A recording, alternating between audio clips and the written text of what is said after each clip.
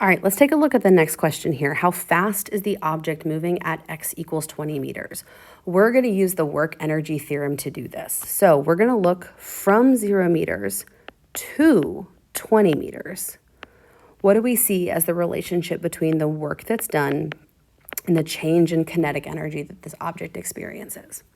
Remember, the change in kinetic energy is final minus initial. So we have the kinetic energy at 20 meters minus the kinetic energy at 0 meters. You're probably asking yourself, Mrs. Downing, why are we using the work kinetic energy theorem here? Well, we're solving for how fast the object is moving, and that variable, v, for how fast or the speed of an object, is in the kinetic energy equation. So being able to solve for kinetic energy is ultimately going to allow us to solve for how fast the object is going. It also works out really nicely for us because by finding the kinetic energy at 0 meters, you've done part of the work already. You already know it's 19.6 joules. You've also found the area of this section of our graph already to be 2,000 joules. So for here, we're just going to plug some stuff in. The work done, 2,000 joules. We don't know the kinetic energy at 20 meters, so we're just going to leave that as a variable.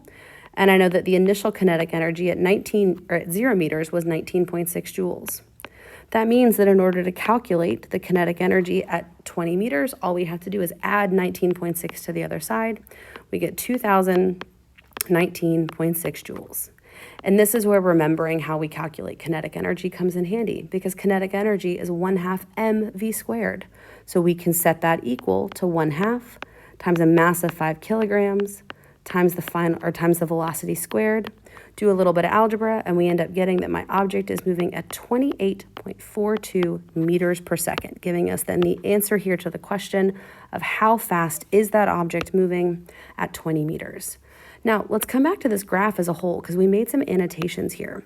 In the beginning, my object was moving at 2.8 meters per second. We did 2,000 joules of positive work, and now my object is moving at 28.42 meters per second. It's gotten a lot faster, but that makes sense. We did positive work, the energy has increased. The answer checks out.